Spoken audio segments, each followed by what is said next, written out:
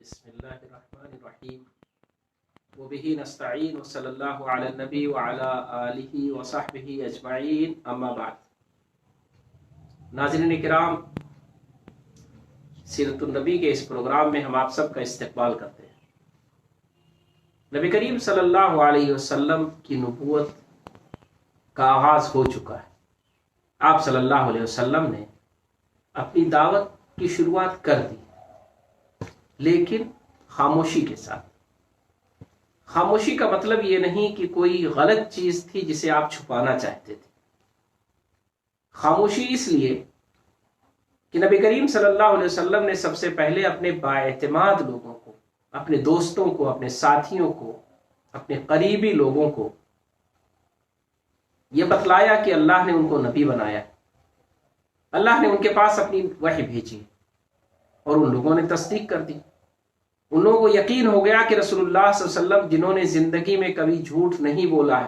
وہ جھوٹ نہیں بول سکتے۔ وہ سارے کے سارے بڑے ہی پاک طبیعت تھے، بڑے ہی ہمت والے تھے، باحیثیت لوگ تھے، باکردار لوگ تھے، اور جن کے سامنے سچائی کو قبول کرنے میں کوئی چیز رکاوٹ نہیں تھی۔ انہوں نے کبھی بھی سچائی کے بالمقابل کسی چیز کو اہمیت نہیں دی، اور نہ کسی پریشانی اور خوف کو کبھی انہوں نے اپنے سامنے کھڑا ہونے دیا، اس کی پرواہ کی۔ چنانچہ وہ لوگ اسلام لے آئے۔ اسلام لانے کا مطلب کہ انہوں نے رسول اللہ صلی اللہ علیہ وسلم کا اقرار کر لیا، آپ کو نبی مان لیا، آپ کے وحی پر اطمینان کا اظہار کیا، اس پر یقین کر لیا، ایمان لے آئے، اور یہ وعدہ کیا کہ آپ کا کام، آپ کی نبوت، آپ کی رسالت،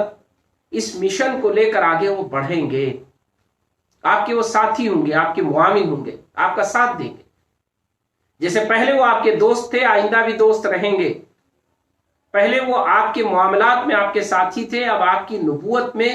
اور کار نبوت میں، نبوت کے کام میں، اللہ کے پیغام کو پہنچانے میں آپ کا معاون بنیں گے، آپ کا ساتھ دیں گے، آپ کی طرح ہی محنت کریں گے، اور یقیناً پوری زندگی انہوں نے اس کو ثابت کیا۔ انشاءاللہ کبھی آپ اسلامی تاریخ میں مرد آہن حضرت عمر صدیق رضی اللہ تعالیٰ عنہ کی زندگی پر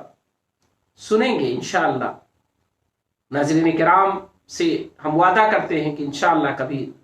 ہیروز آف اسلام، اسلام کے اوائلین کے سر فہرست جو لوگ ہیں، خلفائے راشدین، صحابہ کرام، سابقون الاولون، عشرہ مبشرہ، ان سب پہ بھی انشاءاللہ گفتگو ہوگی، اور آپ کے سامنے میں کچھ نہ کچھ پیش کرنے کی کوشش کروں گا۔ حضرت صدیق رضی اللہ تعالیٰ عنہ نے اپنی زندگی میں ثابت کر دیا کہ انہوں نے جس بات کی تصدیق کی تھی، اور جو پہلے دن رسول اللہ صلی اللہ علیہ وسلم سے وعدہ کیا تھا، انہوں نے اپنا تن من دھن سب کچھ لگا دیا، سب کچھ قربان کر دیا، اور آخری وقت تک رسول اللہ صلی اللہ علیہ وسلم کے ساتھی بنے رہے۔ یہ وعدہ سچا تھا، یہ وعدہ ان کا پختہ تھا،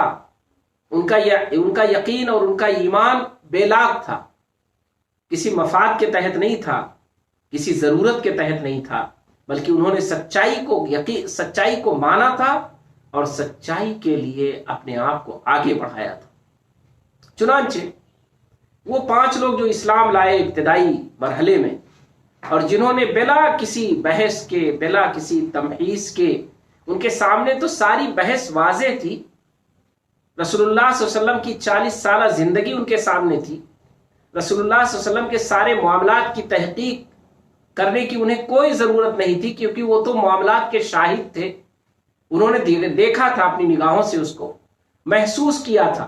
اور وہ بہت ساری چیزیں جو رسول اللہ صلی اللہ علیہ وسلم کی زندگی کی خوبیاں تھیں، اس سے وہ بہت اچھی طرح واقف تھے، تو اس لیے انہیں تحقیق کی ضرورت نہیں پیش آئی۔ وہ تو سب کچھ ان کے لیے عیاں تھا، واضح تھا، بس انہوں نے اپنے دل کی پاکیزگی کا ثبوت دیا اور اس پر ایمان لے آئے۔ ایمان لانے کے بعد انہوں نے پھر اپنے ساتھیوں سے ذکر کرنا شروع کیا، اپنے دوستوں سے کہنا شروع کیا حضرت ابوبکر صدیق رضی اللہ تعالیٰ عنہ نے، تاریخ میں آتا ہے اور سیرت کی کتابوں میں، کہ حضرت عثمان غنی رضی اللہ تعالیٰ عنہ سے ذکر کیا، حوالہ دیا، بتلایا ان سے، نبوت کا تعارف کروایا، وحی بتلائی، جبریل امین اور اللہ تبارک تعالیٰ کی وحدانیت اور اللہ کی عبادت کے سلسلے میں انہیں آگاہ کیا، محمد رسول اللہ صلی اللہ علیہ وسلم کو اللہ کے نبی بنائے جانے کی خبر دی، چنانچہ انہوں نے یقین کر لیا۔ وہ جانتے تھے محمد صلی اللہ علیہ وسلم کے بارے میں، وہ جانتے تھے حضرت ابوبکر صدیق رضی اللہ تعالیٰ عنہ کے بارے میں، اور انہوں نے بالکل اس میں کوئی ایک دم دیر نہیں کی، تاخیر نہیں کی، فوراً قبول کر لیا۔ ایسے کتنے لوگ تھے جو اسلام لے آئے، جنہوں نے اللہ کی دعوت پر لبیک کہا، جنہوں نے اپنے آپ کو مطیع اور فرما بردار بنا دیا، اور ان کی تعداد اگر دیکھی جائے تو کم و بیش 15 سے 20 ہو گئی۔ دھیرے دھیرے مکہ مکرمہ میں جہاں ہزاروں کی آبادی تھی، وہاں 15 سے 20 لوگ نبی کریم صلی اللہ علیہ وسلم کی دعوت پر لبیک کہنے والے کھڑے ہو گئے، رسول اللہ صلی اللہ علیہ وسلم کی دعوت کے لیے مشقت اٹھانے والے کھڑے ہو گئے، نبی کریم صلی اللہ علیہ وسلم کی نبوت کا لوگوں کے سامنے اعلان کرنے والے کھڑے ہو گئے، لیکن ان کا اعلان اسٹیج سے نہیں تھا،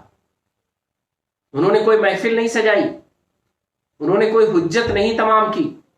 وہ خانہ کعبہ میں جا کر انہوں نے اعلان نہیں کیا، انہوں نے یہ نہیں سوچا کہ مکے والوں سے جا کر کہہ دیں کہ ایمان لے آؤ ورنہ برباد ہو جاؤ گے،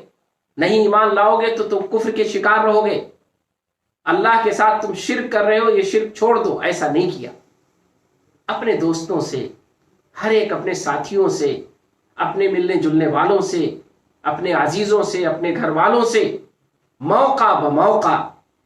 اللہ کی وحدانیت کی بات کرتا تھا۔ ان کی گفتگو بڑی دو ٹوک ہوتی تھی، ان کی گفتگو بہت بنیادی ہوتی تھی، اور ان کا سوال اور جواب بڑا ہی نرالا ہوتا تھا۔ بڑے اچھے سے وہ سوال کرتے تھے لوگوں سے کہ لوگوں ذرا بتاؤ کہ ہم کو کس نے بنایا۔ مکے والے بھی شرک کرنے کے باوجود اس بات کو تسلیم کرتے تھے کہ ان کا خالق و مالک تو ہے کوئی اور، یہ بت نہیں ہے، ان کو پیدا لات اور منات نے نہیں کیا ہے، ان کو پیدا کرنے والا اللہ ہے، رحمان ہے، رحیم ہے، ایک ہستی ہے جس نے اس کائنات کو بنایا ہے اور جو خالق و مالک ہے۔ پھر بڑے اچھے انداز میں ان کے سامنے ایک سوال رکھتے تھے کہ آخر جس نے بنایا، جس نے پیدا کیا، جس کو ہم تسلیم کرتے ہیں، جس کو ہم مالک و مختار سمجھتے ہیں، جو اس کائنات کا حقیقی طور پر با اختیار ہے، اسے چھوڑ کر ہم دوسروں کے سامنے اپنے سر کو کیوں جھکاتے ہیں، اپنی منتیں ان سے کیوں مانگتے ہیں، اپنا نظر و نیاز ان کے سامنے کیوں پیش کرتے ہیں؟ وہ بھی تو انسان ہی ہے، یا انسان کے بنائے ہوئے بت ہیں، یا انسان کے بنائے ہوئے اسٹرکچر ہیں، یا انسان کی دی ہوئی چیزیں ہیں۔ آخر ہم انہیں کیوں اہمیت دیتے ہیں؟ ہمیں چاہیے کہ انہیں اہمیت دینے کے بجائے اپنا رشتہ اس اللہ سے استوار کریں، اس سے جوڑیں، اسی سے مانگیں، وہی دینے والا ہے، وہی قادر مطلق ہے، وہی خالق و مالک ہے۔ یہ جو سوالات تھے یہ بڑے بنیادی تھے، اس میں کسی کا نقص نہیں تھا، کسی کا عیب نہیں تھا، کسی کو نشانہ نہیں بنایا جاتا تھا، بلکہ ہر انسان کی عزت افزائی تھی، اس کی توقیر تھی، اس کا اکرام تھا، اسے یہ محسوس کرایا جاتا تھا کہ تم اپنے ہاتھ سے ہی بنائے ہوئے چیزوں کو پوجا کرنے کے بجائے، پرستش کرنے کے بجائے، ان کے سامنے جھکنے کے بجائے، اپنی پیشانی کو ان کے سامنے رکھنے کے بجائے تم کیوں نہیں اپنے آپ کو معزز سمجھو دنیا کی تمام چیزوں سے، اور صرف جو تمہارا بنانے والا ہے، جو تمہارا خالق و مالک ہے، اسی کے سامنے تم سر جھکاؤ، اسی سے مانگو۔ یہ جو توحید کی دعوت تھی، یہ جو وحدانیت کی طرف بلانا تھا، یہ جو لوگوں کو احساس دلانا تھا، یہ دراصل ان کے اندر کو جگانا تھا، انہیں احساس دلانا تھا، انہی کی مانی ہوئی چیزوں سے انہیں سمجھانا تھا۔ بس یہ تھا کہ کچھ چیزیں وہ مانتے تھے، کچھ چیزوں کا انکار کرتے تھے، کچھ چیزوں کو وہ سمجھتے تھے، کچھ چیزوں میں ناسمجھی کے شکار تھے، کچھ چیزیں ان کے سامنے تھیں اور کچھ چیزیں ان کی نگاہوں سے اوجھل تھیں۔ نبی کریم صلی اللہ علیہ وسلم کے ان ساتھیوں نے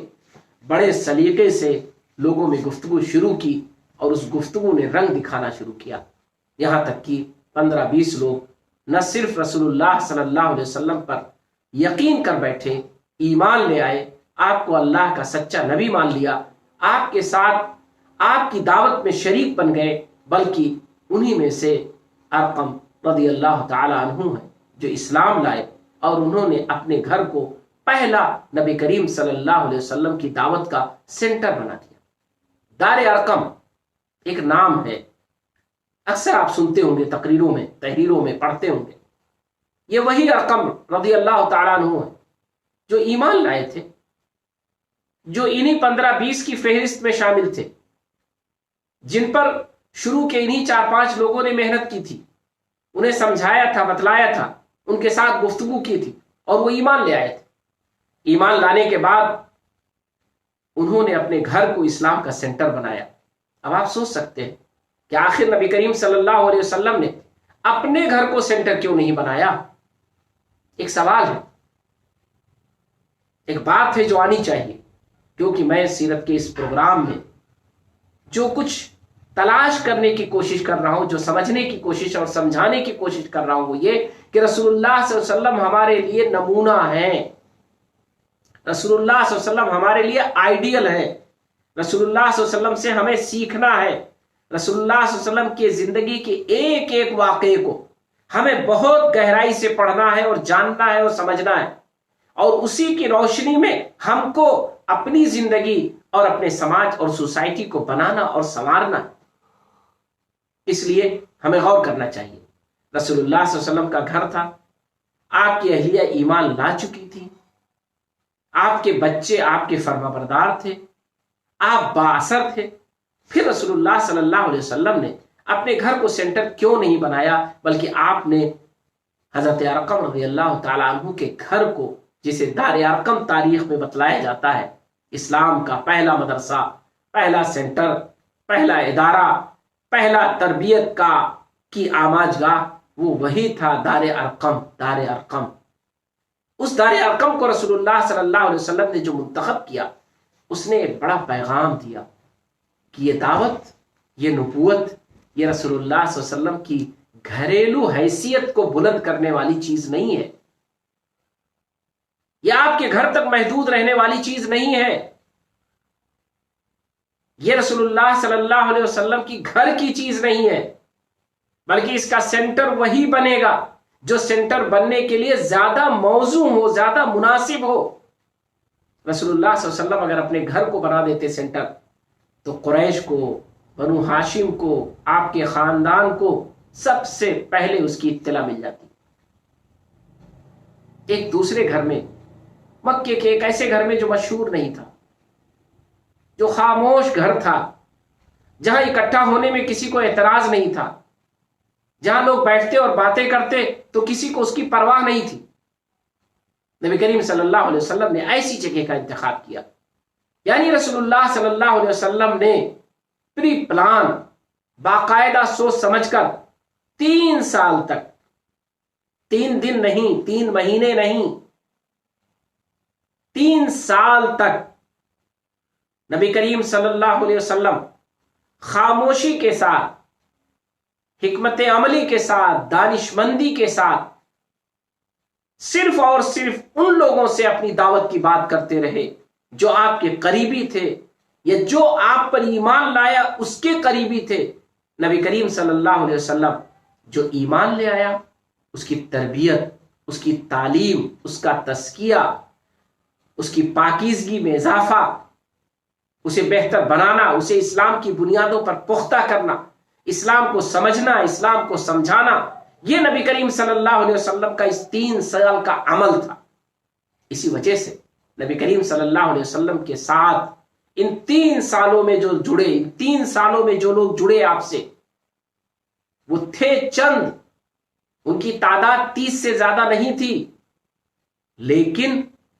وہ تھے بڑے مضبوط، پہاڑ جیسے تھے، ہر ایک اپنی جگہ بڑا مضبوط تھا، ہمالیہ تھا ہر شخص۔ اور اسی وجہ سے ان میں سے ہر شخص نے آپ کی دعوت میں اس بوجھ کو اٹھانے کے لیے، اس امانت کو پہنچانے کے لیے وہ کردار ادا کیا جو تاریخ میں سنہرے حروف سے لکھا ہوا ہے۔ نبی کریم صلی اللہ علیہ وسلم نے اسی لیے بڑی دانشمندی کے ساتھ آپ نے اپنی جو بنیاد رکھی مکے میں دعوت کی، آپ نے اپنی جو بنیاد رکھی اپنی تبلیغ کی،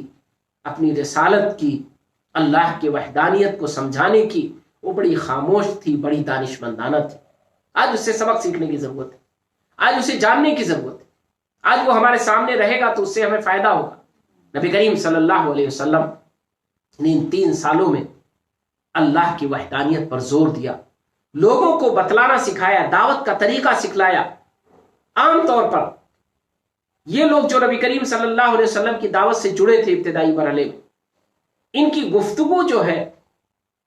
اپنے معاشرے میں، اپنے گھر میں، اپنی سوسائٹی میں، جو ہمیں حدیث کی کتابوں میں، تاریخ کی کتابوں میں، سیر کی کتابوں میں ان لوگوں کی زندگی کے واقعات کے پس منظر میں اور قرآن مجید کی آیتوں کے پس منظر میں جو کچھ ہم کو ملتا ہے، اس کو جب ہم پڑھتے ہیں اور اس پر غور کرتے ہیں تو اس سے ایک بات بڑی نمایاں سامنے آتی ہے۔ وہ کیا؟ یہ سارے کے سارے لوگ یہ اسلام کے بہترین متکلم بن گئے تھے، بہترین ڈیبیٹ کرنے والے۔ لیکن ڈیبیٹ، میں نے لفظ استعمال کیا بہترین۔ ایک ہوتا ہے ڈیبیٹ کا مطلب بحث کرنا، سامنے والے کو ہرا دینا، اپنی بات کو اوپر رکھنا، اپنی بات کے لیے اڑے رہنا۔ نہیں، ایسا نہیں تھا۔ 2-3 چیزیں ان کی بڑی نمایاں تھیں اس ڈیبیٹ میں۔ ان کی گفتگو میں 2-3 کوالٹی تھی جسے سمجھنے کی ضرورت ہے۔ مجموعی طور پر ان کو پڑھنے کے بعد جو چیز ہمارے سامنے آتی ہے، میں چاہتا ہوں ہمارے ناظرین اس سے واقف ہو جائیں۔ پہلی چیز کیا تھی کہ یہ سارے کے سارے لوگ اس وقت گفتگو کرتے تھے جب موقع محل ہوتا تھا۔ کبھی کسی نے، کوئی ایک بھی مجھے سیرت کے اس پورے ذخیرے میں اور ان لوگوں کی زندگی کے ذخیرے میں کبھی ایسا نہیں ملا کہ کسی نے بے موقع بات کی ہو، کسی نے چھیڑ کر زبردستی بات کی ہو، کسی نے بے محل چیز کو کہہ دیا ہو۔ نہیں، بہت ہی سلیقے سے جب موقع محل ہوتا تھا، گنجائش ہوتی تھی، چانس سے ملتا تھا، منتظر رہتے تھے، متلاشی رہتے تھے، ڈھونڈتے رہتے تھے کہ دعوت کا کوئی موقع ملے، اللہ کی وحدانیت کو سمجھانے کا موقع ملے، کفر اور شرک کو سمجھانے کا موقع ملے، انسان کو انسان بنانے کا موقع ملے، اس دنیا کے جھمیلوں سے نکال کر آخرت کو بتلانے کا موقع ملے۔ یہ بنیادی چیزیں تھیں جو ان کا موضوع ہوا کرتی تھی۔ کفر پر گفتگو، شرک پر گفتگو، اللہ کی وحدانیت پر گفتگو، آخرت کے حساب کتاب پر اور آخرت کے دن پر گفتگو، یہ بنیادی موضوع تھا۔ انسانوں کو اسی بنیاد پر اٹریکٹ کرتے تھے۔ مثالیں بہت ساری دیتے تھے وہ، مثالیں بھی اپنے گرد و پیش کی، اپنے آس پاس کی، اپنے سماج اور سوسائٹی کی، اپنے رویے کی، اپنے اخلاق کی، اپنے معاملات کی۔ اور حوالہ جب نبی کریم صلی اللہ علیہ وسلم کا آتا تھا تو وہ یہ بات کہتے تھے کہ کیا رسول اللہ صلی اللہ علیہ وسلم جو اس سے پہلے ہم میں مشہور رہے، جن کو ہم محمد کہہ کر پکارتے رہے، جو قابل تعریف رہے اور جن کا مکہ معترف ہے، کیا ان میں کوئی خامی دیکھی آپ نے؟ کیا ان میں کوئی کمی دیکھی آپ نے؟ کیا انہوں نے کبھی اس سے پہلے اس طرح کی چیزوں کا دعویٰ کیا؟ کیا انہوں نے اس طرح کی چیزوں کے بارے میں کبھی ہوا کھڑا کیا؟ سارے لوگ کہتے تھے نہیں، ایسا کچھ نہیں۔ تو وہ لوگ اپنی بات کو ہمیشہ برمحل کہتے تھے، بے موقع نہیں بات کرتے تھے۔ اس کا موقع ہوتا تھا تب بات کرتے تھے، اور اتنی بات کرتے تھے جتنا کی کہنے کی گنجائش ہوتی تھی۔ اپنے آپ کو زبردستی ثابت کرنے کی کوشش نہیں کرتے تھے۔ اسی لیے بڑے چند واقعات ملتے ہیں، چند جملے ملتے ہیں، چند الفاظ ملتے ہیں، مکالمے کی چند تحریریں ملتی ہیں جو ان کی زندگیوں میں پائی جاتی ہیں۔ یہ میں اس لیے کھل کے کہہ رہا ہوں کہ ناظرین کرام، آپ ہمیشہ اس بات پر غور کریں کہ صحیح معنوں میں دائی اور تربیت کرنے والا وہی ہوتا ہے جو ضرورت بھر کی بات کرے، موقع مناسبت کے لحاظ سے بات کرے، اور وہ بات کرے جو بہت ٹھوس ہو تاکہ سامنے والا اس سے متاثر ہو سکے۔ اور جو بات کہے بے لاگ کہے، ہمدرد بن کر کہے، نصیحت کے انداز میں کہے، خیر خواہی کے انداز میں کہے،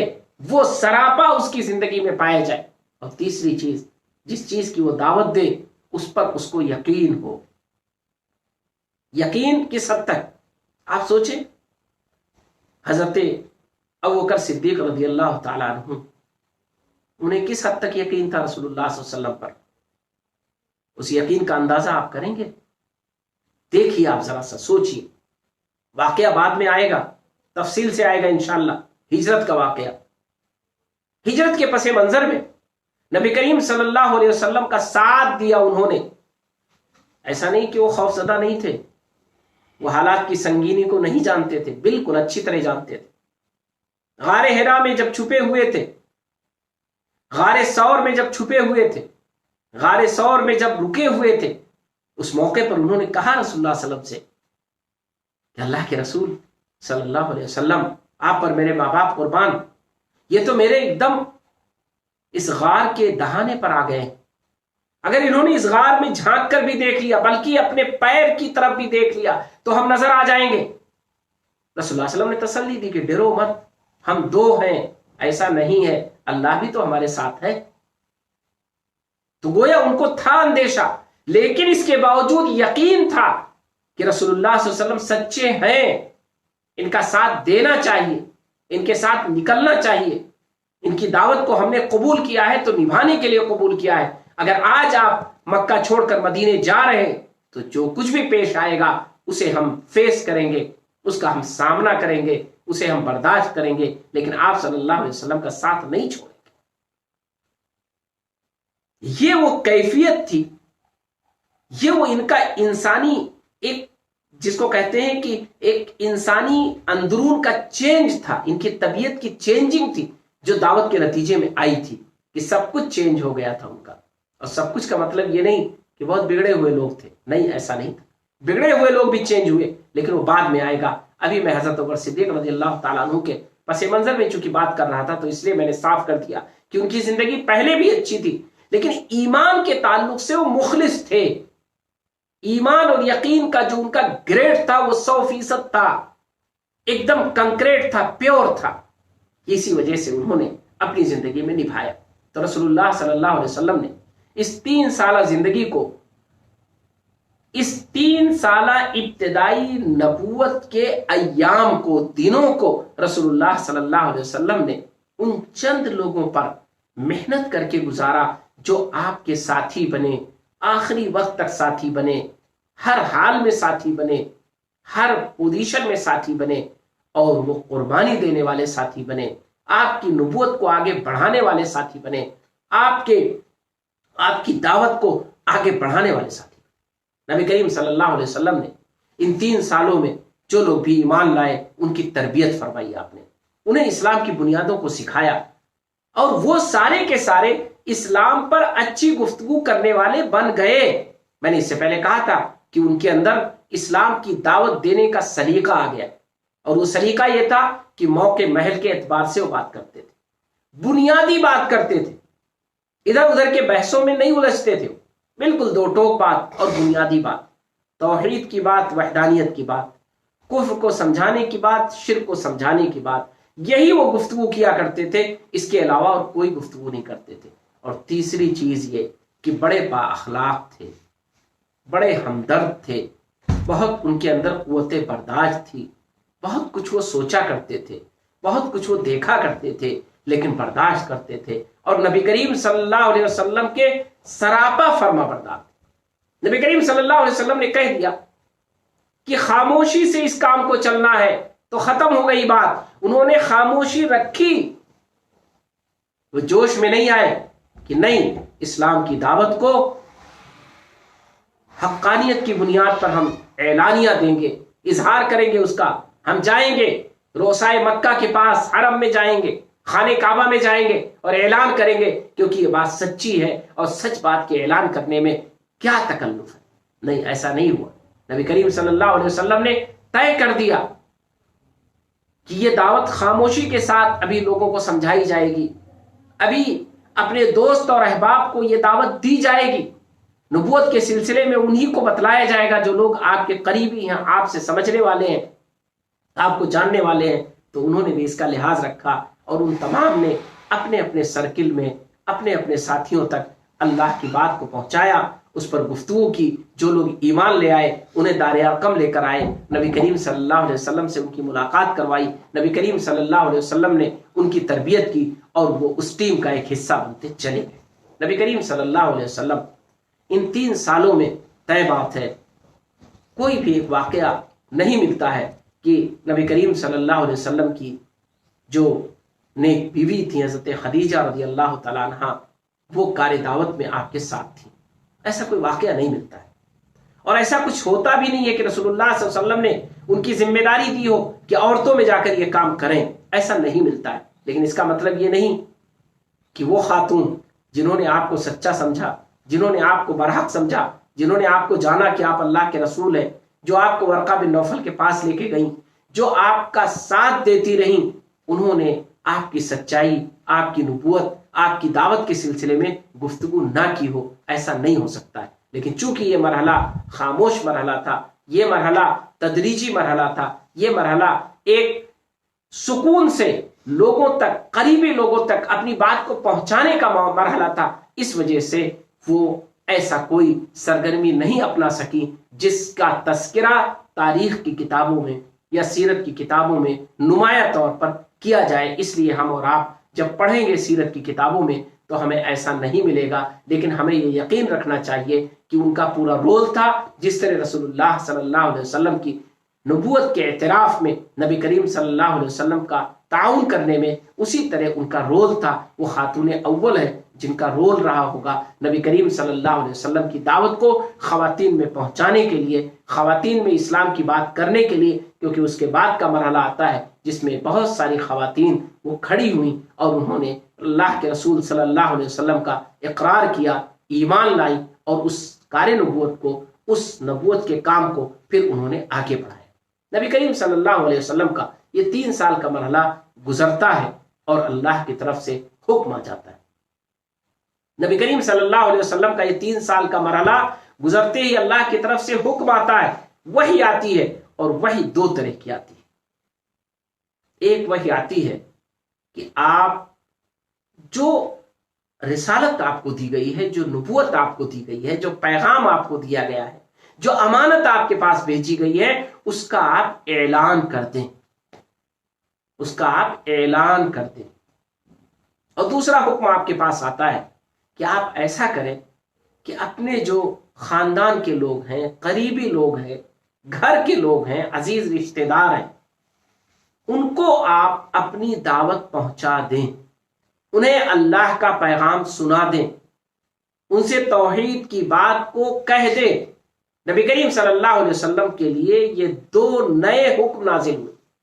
कुरान में इन दोनों का हुक्म दिया गया और नबी करीम सल्लल्लाहु अलैहि वसल्लम ने इन दोनों पर अमल करके दिखलाया। लोगों में तौहीद का ऐलान, लोगों में नबूवत का ऐलान, अल्लाह की दावत, और इसी तरह अपने ख़ानदान में, अपने रिश्तेदारों में, अपने अइज़्ज़ा में इस्लाम की दावत, तौहीद का ऐलान, अल्लाह की तरफ दावत कैसे किया नबी करीम सल्लल्लाहु अलैहि वसल्लम ने। इस काम को इंशाअल्लाह हम अगले सीरत के महफिल में, सीरत के प्रोग्राम में इसको सुनेंगे। नाज़रीन किराम से तब तक के लिए हम इजाज़त चाहते हैं। वस्सलामु अलैकुम व रहमतुल्लाहि व बरकातुहू।